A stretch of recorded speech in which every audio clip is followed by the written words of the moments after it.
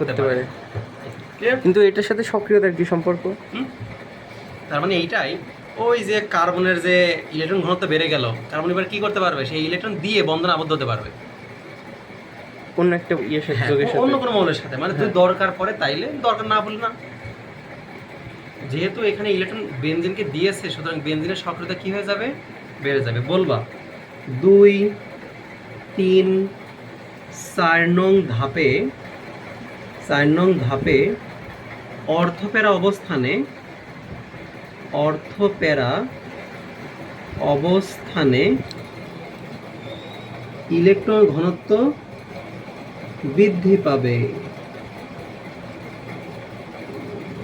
এবার আমরা হ্রাস দেখাবো। তাহলে বেনজিন অন্য মূলকের সাথে এইভাবেই যুক্ত হয়। এবার বেনজিনের সাথে কি যুক্ত আছে, নাইট্রো মূলক। এবার খেয়াল করো, এই বেনজিনের এখানে ডাবল বন্ড আছে না, এই ডাবল বন্ডের ইলেকট্রন এই বন্ধনে চলে আসবে। যদি এই ডাবল বন্ডের ইলেকট্রন এই বন্ধনে চলে আসে, তাহলে এই বন্ধনটা কি হয়ে যাবে, ডাবল বন্ড হয়ে যাবে। এই ডাবল বন্ডকে কি করে, বিকর্ষণ করে, এই ইলেকট্রন চলে আসবে এখানে। উল্টো প্রসেস কিছুটা।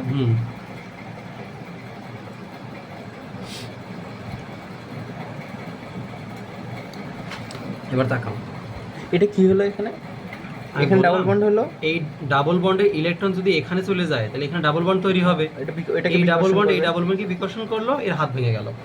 ও বুঝেছি, অক্সিজেন। এবার তাকাও তো, এই ডাবল বন্ডের যে ইলেকট্রন সেটা এখান থেকে চলে গেল না, তাহলে এই যে কর্নার যে কার্বন, সে কার্বনের ঘনত্ব হ্রাস পাবে, প্লাস সাইজ হয়ে যাবে। এই যে ঘনত্ব হ্রাস পাইছে, এটাকে ঠিক করা লাগবে না, ভারসাম্য আনতে হবে না। এর জন্য এই দ্বিবন্ধনের ইলেকট্রন সরাসরি চলে যাবে এখানে, এক ধাপ করে বেশি।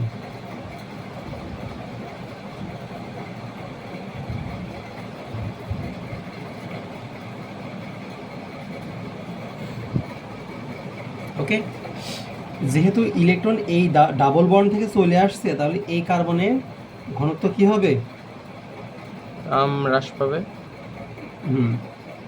এরপরে এই ইলেকট্রন চলে আসবে এখানে। ভাই এখানে তো এখান থেকে ইলেকট্রন নিয়ে এটাকে আবার আগের অবস্থায় আনবে, তখন কি আবার বন্ড তৈরি হয়ে যায় আগের অবস্থায় আনলে?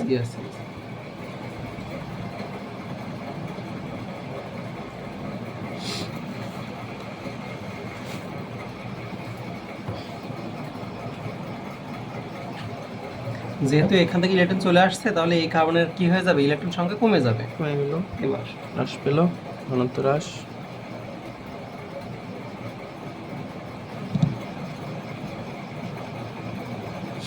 এবার আমাকে বলো, এই যে ডাবল বন্ড আছে না, এই ডাবল বন্ডের ইলেকট্রন চলে আসবে এখানে, আর এই ইলেকট্রন চলে আসবে এখানে।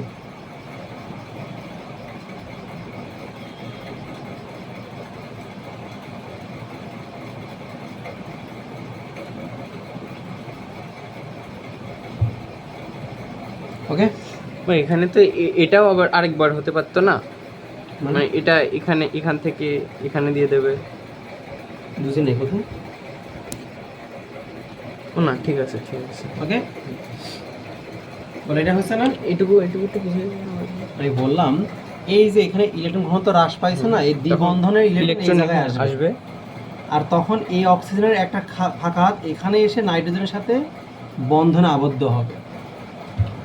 1 নম্বর ধাপ, 2 নম্বর ধাপ, 3 নম্বর ধাপ, 4 নম্বর ধাপ, 5 নম্বর ধাপ। কি বললো বলো, আমি শুনছি।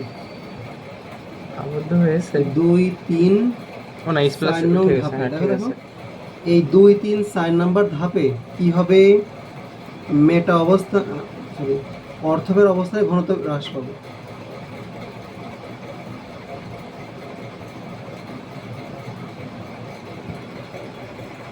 হ্যাঁ, শেষ।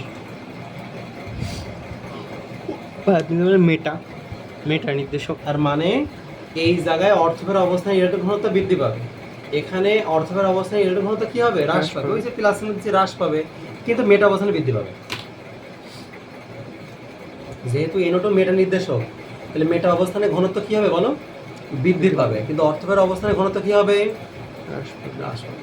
বুঝিনি অর্থবের অবস্থান কোন, এটা যদি মেটা এইটা হয়, যেহেতু বেনজিনকে ইলেকট্রন দিয়ে দিল, হ্যাঁ এই জন্য অর্থপের অবস্থানে ঘনত্ব কি হয়ে গেছে, বেড়ে গেছে। বেড়ে গেছে। আর এখানে অর্থপের অবস্থানে ঘনত্ব কি হয়ে গেছে, হ্রাস পাইছে। কেন? কারণ বেনজিন থেকে ইলেকট্রন চুষে এনেছে। ওকে, এবার আসি, তার মানে এই অর্থপের অবস্থানে ঘনত্ব কি হবে, হ্রাস পাবে। কিন্তু এবার যদি আমরা বলি অর্থপেরা না, মেটা অবস্থান, তার মানে NO2 কে কি নির্দেশক বলা হয়, মেটা। যেহেতু NO2 নিজে মেটা নির্দেশক, এই জন্য মেটা অবস্থায় ঘনত্ব বৃদ্ধি পাবে। মানে যেই মূলক সে যেইটা, সেখানে ঘনত্ব বৃদ্ধি পাবে, বিপরীত জায়গায় হ্রাস পাবে। মনে করো এইটা অর্থপেরা নির্দেশক, এই জন্য অর্থপেরা অবস্থানে ঘনত্ব বৃদ্ধি পাবে। এটা এরকম।